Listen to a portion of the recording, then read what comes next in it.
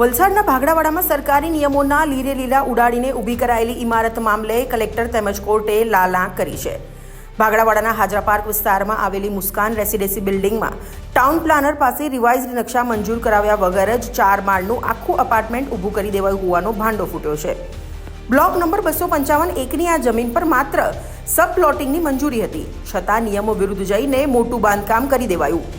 નવાઈની વાત તો એ છે કે સ્થાનિક ગ્રામ પંચાયતે સત્તા બહાર જઈને આ ગેરકાયદેસર બાંધકામને મંજૂરી આપી, ફ્લેટોની ટેક્સ આકારણી પણ કરી દીધી હતી.